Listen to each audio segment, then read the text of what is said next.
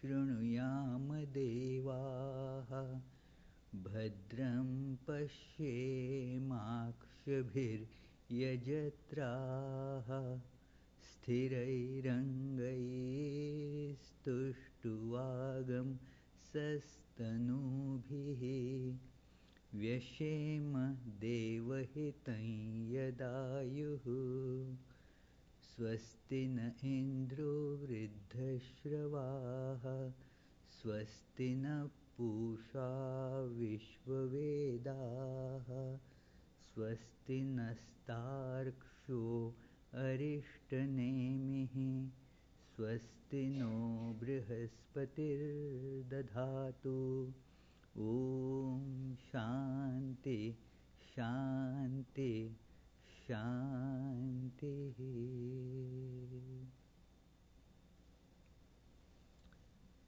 Let us now pray together. We offer our salutations to the all-loving being who endows all beings with consciousness. We meditate on the Lord, who is the origin of the universe. Lord, Thou abidest in all. Thou art all. Thou assumest all forms. Thou art the origin and goal of all. Thou art the self of all. Thou art existence, knowledge and bliss. Salutations unto Thee. May the world be peaceful. May the wicked become gentle.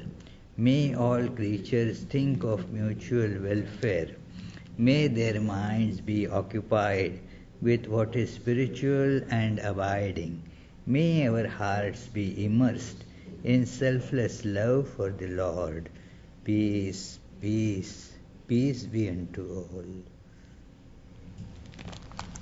Opening song.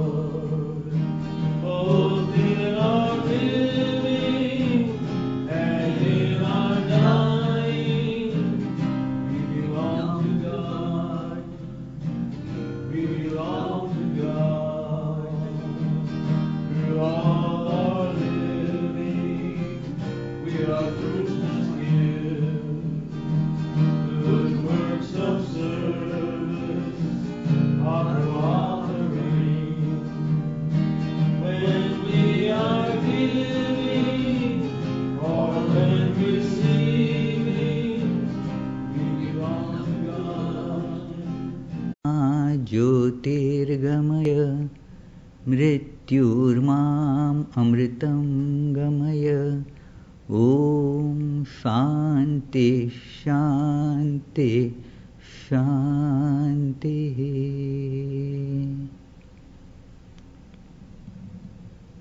O Lord, please lead us from the unreal to the real, from darkness of ignorance to light of knowledge, and from death, that is limited existence, to immortality, the unlimited existence.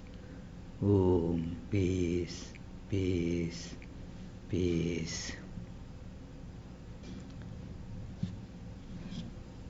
So today's topic, now where do we go? Where do I go when I sleep?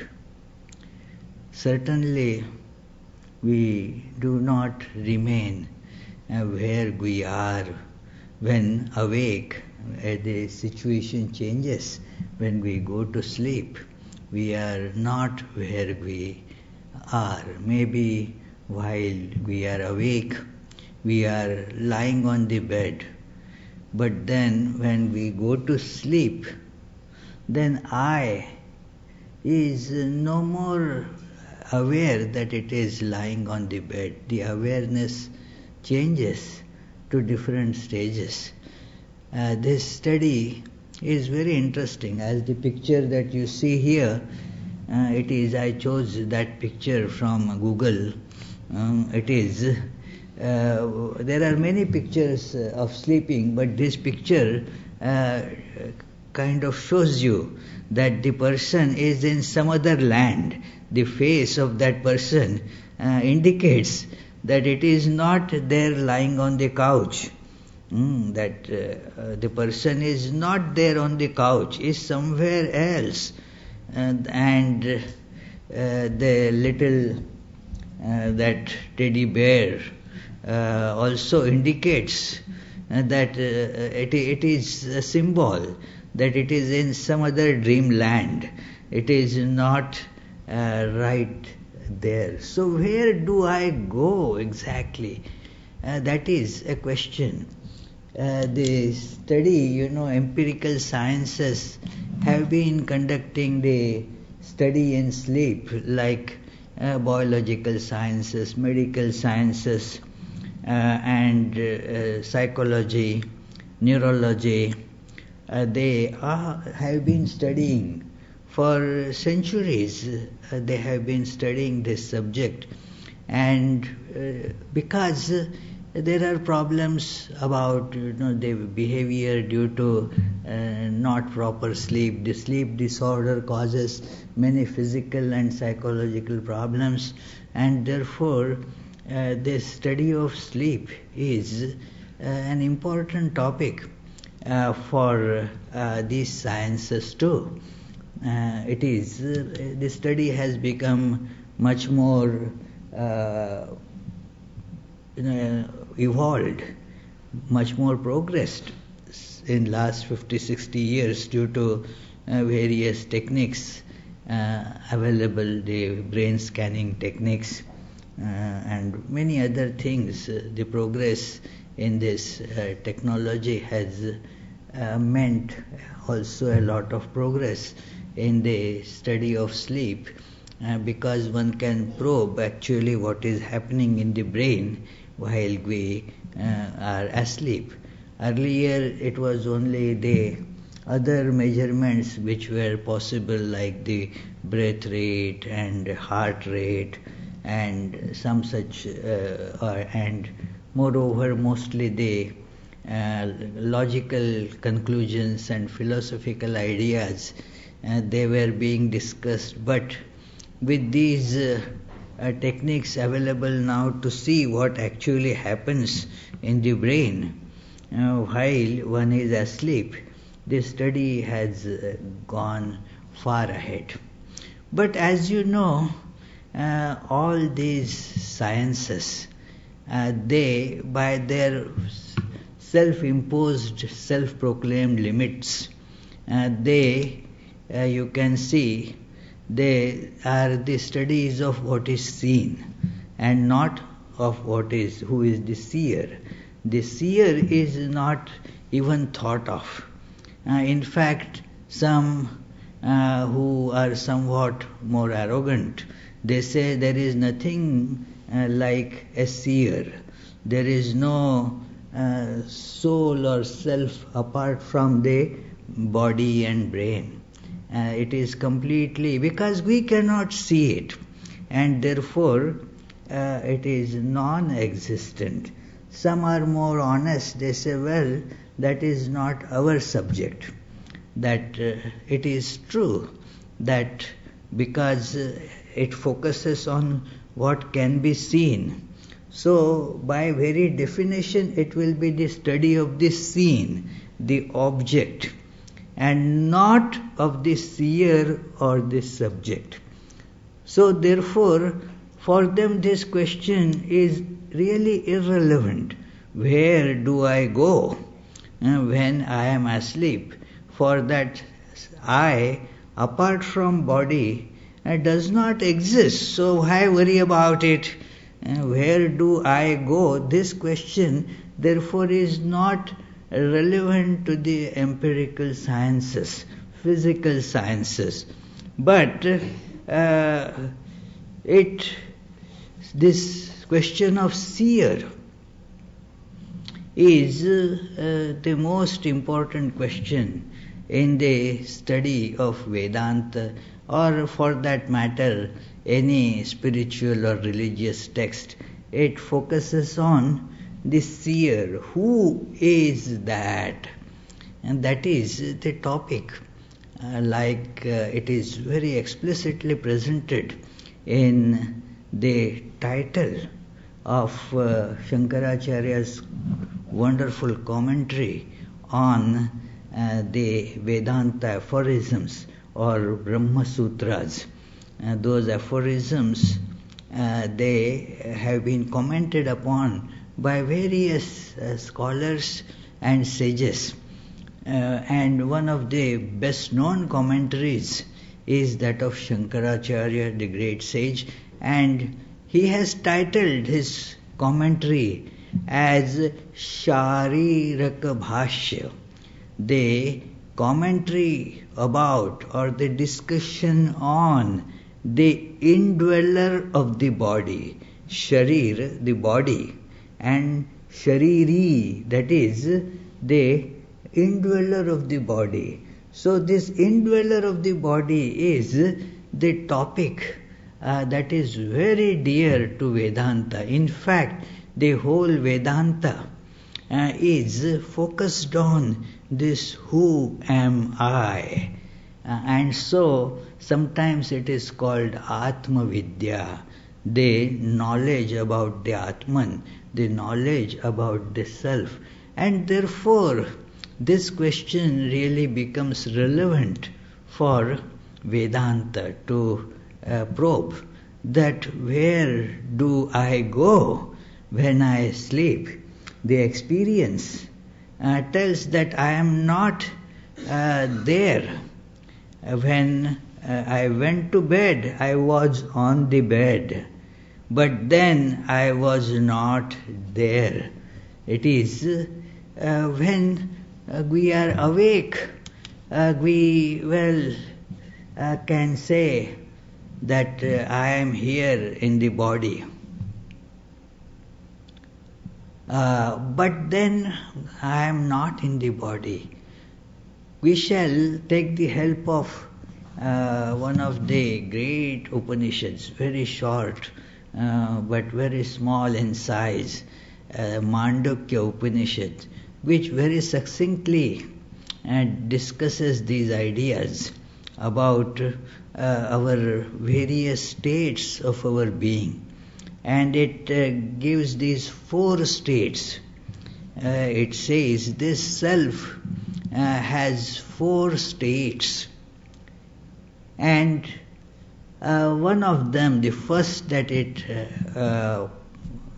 tells about, is the most familiar one, familiar at least when we are studying. And if we are studying, it is, if we are already in another state, it is different. But when we are studying, we are supposed to be awake. And so that is the state very familiar to us. So where are we in that state? Then comes the next question, that there is another state that is we have the awareness, we perceive that swapna. Now, this waking state, dream state, then there is, we have a state that we do not know about, the state of deep sleep. Where I am at that time, I cannot really tell. But one important characteristic that can be very easily understood is that I was not gone. I was there. Because I woke up as the same person as I was before going to bed. I did not wake up as somebody else. That Teresa went to sleep and then she does not wake up as Pam. She wakes up as Teresa. There is no change in that. So therefore I was there, but it is like a locked house, that I am not in the home, I will not be found there, I am not there. But I come back to the same home. At that time when I went out, I locked it and took the key with me. And then I open exactly the same house and get in. So similarly, we go somewhere and then come back to the same house, same physical experience again, the waking state experience. And then it categorizes something beyond all these categories, and that is the state of real being, the fourth one. And it is clarified there that it is only numerically, since we are counting 1, 2, 3, 4. It is not really fourth in that sense. It is the real state. Suppose, for example, on the screen, I tell you how many lines do you read there, how many things do you see. You will say that, well, we see there 1, 2, 3, 4, 5, 6. Do you see that alone? Only that much? Well, there is of course the screen, the TV screen also we see, but TV screen is the foundation for all other things that we are seeing. Even when we are seeing, say, the first line we are reading, Mandukya Upanishad, still we are seeing the screen. Even when we are reading the last line, deep sleeping, still we are seeing the screen. So screen, that is, you can, if you want to enumerate, you can say it is seventh object that we are seeing. But it is not seventh in that sense. It is the thing that is the foundation, the basis for all other states. It is present always. So that is therefore another a different and yet not different state of our existence. So when we study these, see, this real being therefore is shown that it is pervading, it is in all these states, that is the common factor there. So now this state, in waking state, I know I am in the body, I know where I am. I am in the body, and then I perceive this gross universe. And this is how my interaction goes on. I know basically where I am. I don't need to be told where I am as far as body. About the other location I need to be told. Like that story goes that two people were just trying out flying in a balloon. And then the balloon went according to the winds, and soon they found that they have lost the location where they are. They were the pre-GPS days, you see. So they decided to land and then ask people. They saw a gentleman, and so they landed right there, and from the balloon one of them asked that, where are we? And then that man thought for a minute and said, you are in the balloon. So,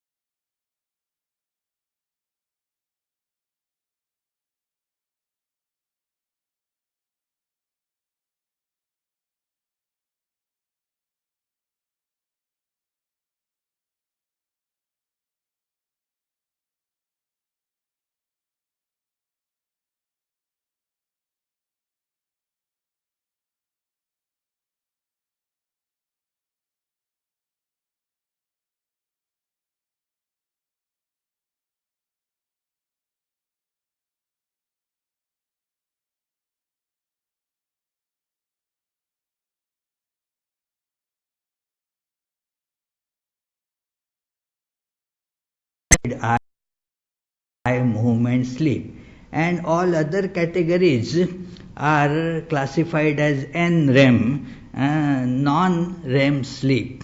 So where there is no eye movement while the person is asleep, and it is assumed that the dreams happen when this rapid eye movement is going on. The person is in the other world. So it is very intriguing that what happens at that stage. There is the intense brain activity, the waves are very similar to the waking state wave in the brain. And the function is very similar. And so it is rather a big question that with what am I associated at that time where I am. So this question, of course, they do not answer, they only study the brain waves. So where I am, that is not the question for them. But for us it is a question, where do I go? Many times we remember the dream and then we cannot make any sense of it. That I am riding an elephant and then I just touched the moon while riding the elephant and I had some of my friends at moon. I greeted them, gave them Happy New Year and then came back but then when I wake up it makes no sense that how an elephant cannot enter in my room and in a short time how can the elephant go to moon and come back. It makes no sense. So we consider it to be unreal perception. So it is therefore a question, where was I? I was certainly not in this physical world, but I was somewhere else. So these two states we shall compare to see how the similarities are. In Mandukya Upanishad, it has been discussed that what happens in both these, the state of waking and the state of dreaming, we are having the awareness of I and the world, subject and object. Like the example I gave, I, the elephant, then going to the moon, saying hi to my friends on the moon, and then after exchanging New Year greeting, I come back. So it is like that. So it is therefore a very intriguing study as to what is happening there while the dream state is on. So during the dream state and in the waking state, this is a common factor, the subject-object contact. There is the subject, there is the object. And thus, in the subject-object contacts, what happens? I am connected to the world and there I am enjoying the world. I grab the objects from the world. So it is told there are 7 limbs. In both the state of waking and state of dreaming, we are having 7 limbs and 19 mouths. We are eating not with just one mouth. In both these we are eating with 19 mouths. And these 19 mouths are narrated there, that it is this Upanishad tells that what are these 19 mouths that we are using, and what are the 7 limbs. The 7 limbs are described as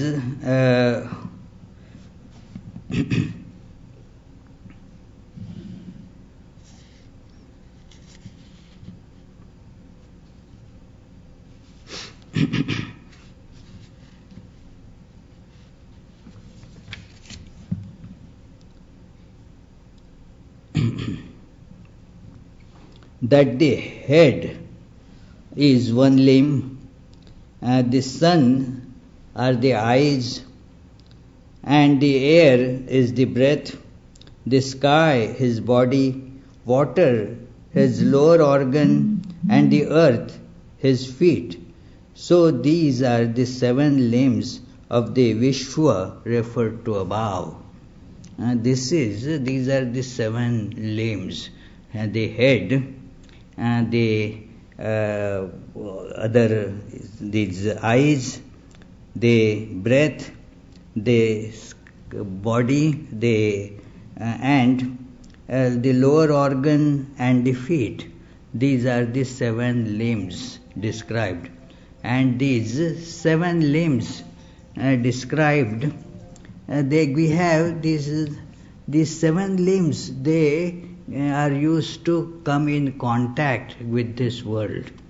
So like we see from the eyes here represent all the sensory organs. Like our 5 sense organs, they are represented by eyes.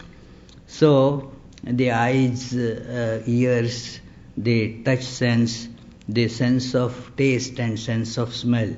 With that we grab this world.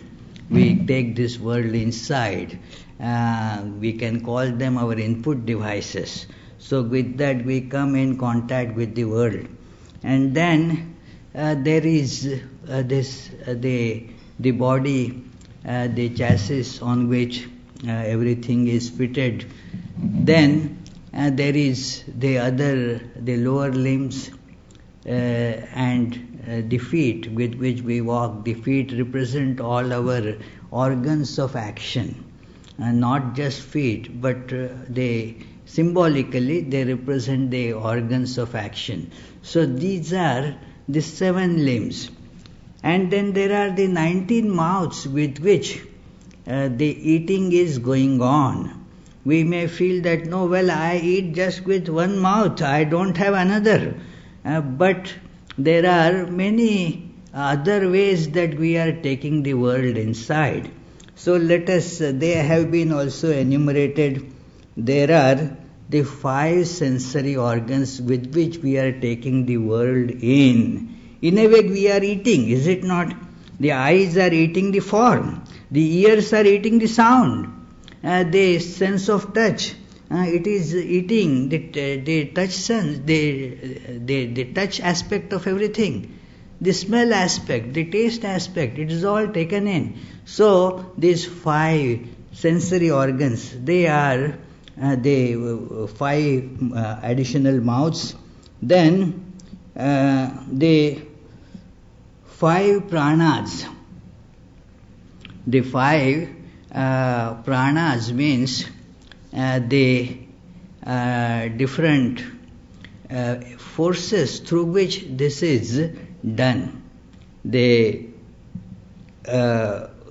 associated with these 5 organs, there are the 5 different components of forces because of which we grab those. And then the 4 aspects of the mind. It is the 5 organs of sensory organs, 5 actions of organs, that, and then 5 forces and 4 aspects of our inner organ that make 5, 5, 5 and 4, 19. The sensory organs, 5, motor organs, other 5, then the 5 forces and the 4 these aspects of our inner organ. These are 19. So these 19 mouths are there with which we eat. And then this is common in both, in the state of waking as well as in the state of dream. In the state of dream also, our sensory organs are there. We see, we hear and all that even in the dream. Although we say these eyes are closed, but there are the other eyes that we used to see. These eyes might have cataract in them, but still I can see very well with my dream eye in the dream. It is fine there. I may have, my spectacles that I have to use for seeing. I might have taken, and people do normally when they go to sleep, they take it off. But they see themselves usually in the dream in the same way with themselves as the specs on. It is whatever we are used to put on, we see ourselves very similar to how we appear in the waking state, our duplicate. Like when I used to be a child, my childhood attire, I dream and I would be in my childhood that attire, shorts and shirts and like that. So, and now when I dream, I am in my monastic attire, I see myself like that. So, if I am used to put on these glasses, specs, then I would be seeing myself in dream with those.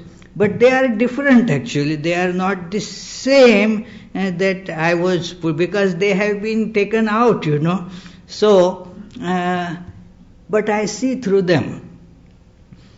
And the eyes are there, the ears are there, the sounds and all those perceptions are there, the organs of action, they are also intact, because in dream I act, I walk, I eat in the dream, all those organs of actions, they are also intact. And it is processed by the internal organ, the mind. So the processing is first to take a look at it in a general way and think about it, the pros and cons, what it is. It is called the function of sankalpa and vikalpa, the pros and cons, what it is. We keep on deliberating without actually coming to a conclusion. Then the next step is to come to a conclusion that it is this, come to a right understanding about it. The third function is to properly put it in the memory, to connect it with other things that we have perceived, and thus pigeonhole it in the right spot, give it a name. Like I see that it is a person, somebody, I think, is that fellow that or that or that, and then after seeing for a few minutes intently, I realize that this person is this, and now I give a name to it, I attach a tag. So it is now stored in the same pigeonhole with that tag. So that tagging and pigeonholing, that is the third function of the inner organ. And the fourth function is the sense of I associated with all this. That I am seeing, I am thinking. So that I associated with all these, it is the fourth function. So these 19 mouths, these 7 limbs and the 19 mouths, they are common to me, whether I am in the waking state or I am in the dream state. The difference is there, that in the waking state, the objects that I perceive are rather gross. I eat the gross food, not the subtle food. So it is difficult to express, but you see that the things that we perceive in the dream are somewhat different than what we perceive in the waking state. It is therefore the subtle objects. To give an example, these days these examples come handy. that you look at an object. Now you take a digital camera image of it and put it in the computer. And now you are seeing the same thing in the computer, that yes, this is the object that I saw. I took a picture and now this is its digital image. But this digital image actually, beyond what we are seeing, is only a combination of 0 and 1. That software, that program is only a binary, it is bits, so many bits. So it is only bits. So that is the difference between the gross objects and its digital presentation. Its digital presentation is not exactly the object that we see with the gross senses. So, but the fine senses, they perceive, so to speak, this subtle object. So in the dream, the objects that we perceive are of subtle level. And also, that is the major difference between the two. Otherwise, the dream state and the waking state are more or less same. So we are in the dream state doing very similar thing that we do in the waking state. Basically, we are coming in contact with the world, consuming this world. Then another state takes place that we are aware of, that is the state of deep sleep. Now in the state of deep sleep, we are not aware of anything. We are blissfully asleep, as we say, I don't remember anything, I don't know anything, I was asleep. Only one experience is common in that, and that is I was feeling blissful and peaceful. I had no problems at that time. All problems that are bothering us in the waking state, I see in the deep sleep state, they vanish. This whole universe that I am perceiving has vanished. At that time, there is no consumption happening, no interaction with the world happening. And so there are, at that state, I have no limbs and no mouths to interact with this world. So it is a very different state. This state being the full of happiness, sometimes it is called in Vedanta scriptures as Anandamaya Kosha, that's bliss sheath, where our true being is covered by the sheath of bliss. So we feel bliss, we feel peace, because there is no interaction. Also there is oneness, another aspect, because we are not feeling any lines of separation. There the friends and foes, they have become same. Hot and cold, light and darkness, all this duality has completely vanished in this state of deep sleep. So when I am in that state of deep sleep, where am I? It is a question. And for that we go to the next state, the state of not exactly deep sleep, not exactly the state of waking. The fourth state, as I was showing, the state on which all other states are superimposed. So it is everywhere. It is full of knowledge. It is full consciousness. It contains everything. It is the state of supreme bliss. And it is the state of intense wakefulness. It is not the state of sleep. In the state of sleep, you will close the eyes and you will not see anything. But when you are seeing and are aware of the screen, while you are aware of all the writings and the pictures on the screen, you are basically aware that these are all the manifestations of the screen. So there in the state of that awareness, the whole universe is perceived, or if if there is the deep sleep in that state, then you don't perceive anything, but yet that state is the ever present, the true state of the being. And so we will see that there are the distinctions between the two states of deep sleep and the state of samadhi, or state of our total awareness, the self-awareness. So there are similarities and there are differences.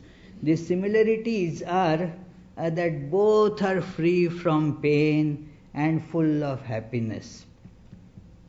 The former can be related to a brain function though.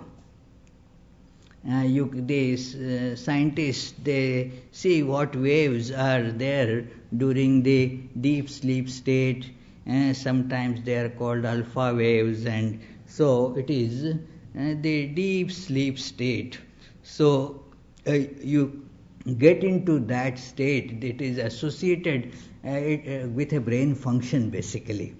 But this state of samadhi, or the fourth state, the real state, you cannot associate it with any particular brain function at all.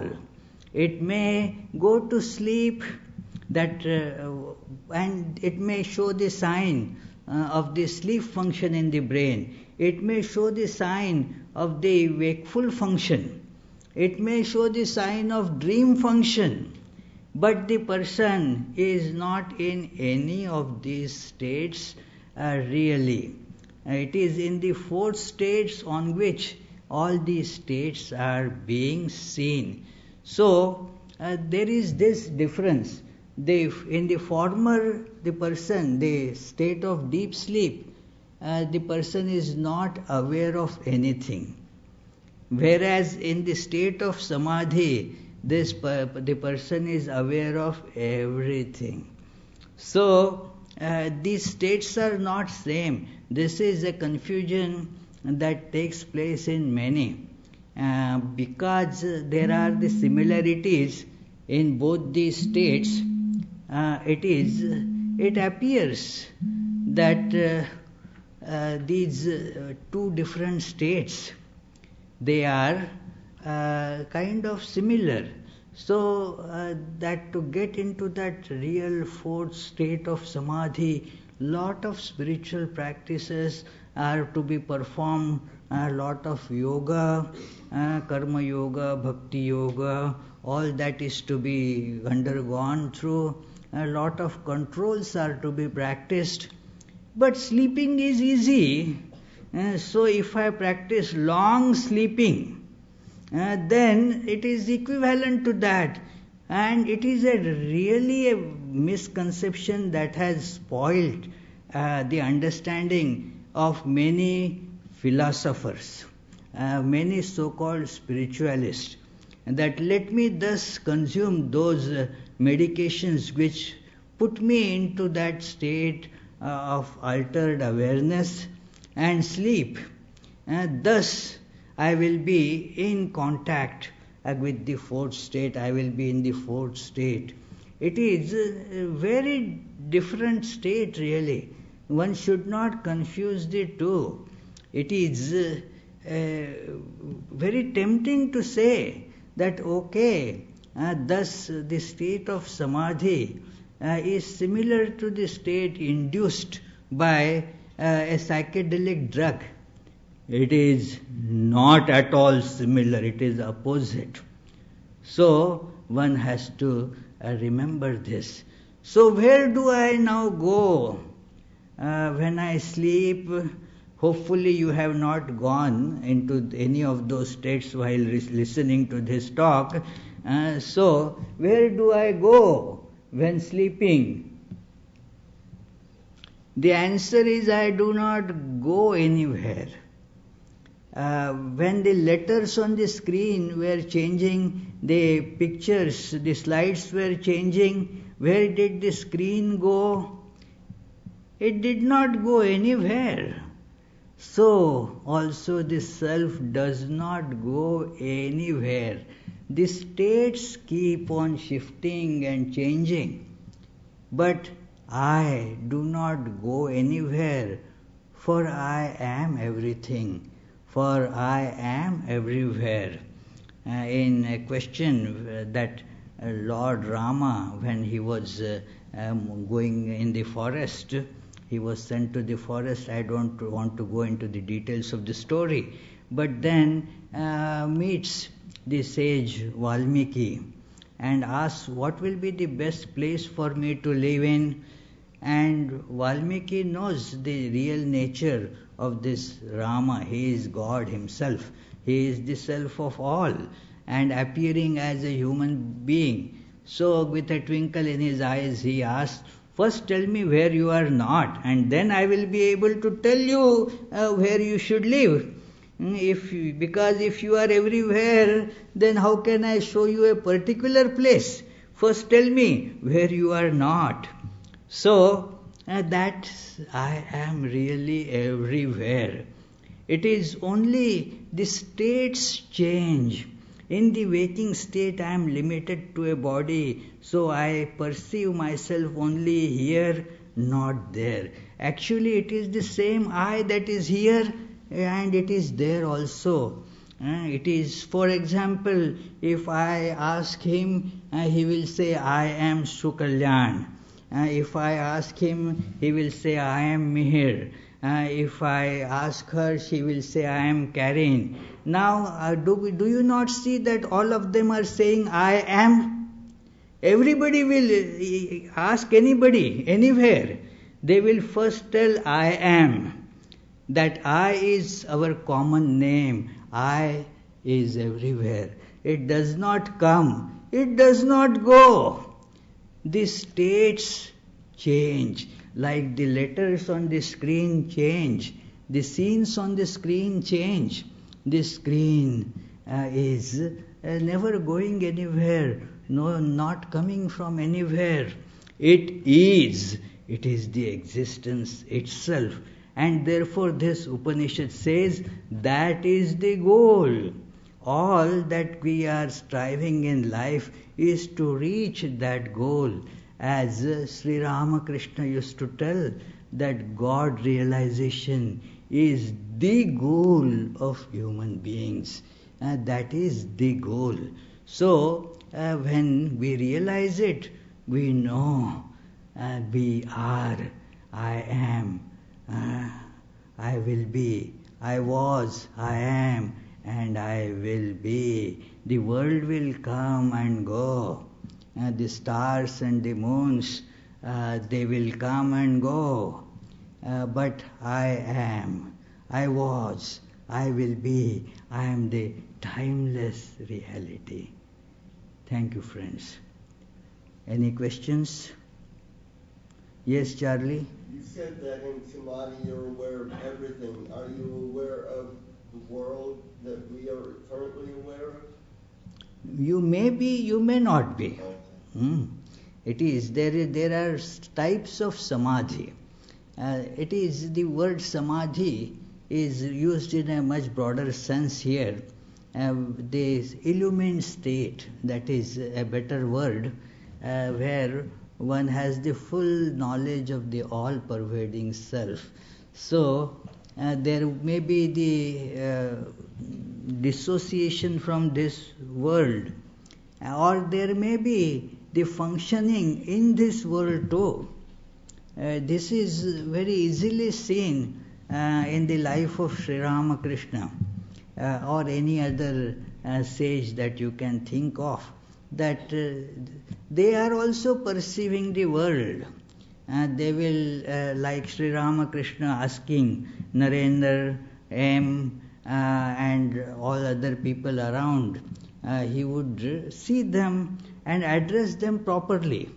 No confusion about that.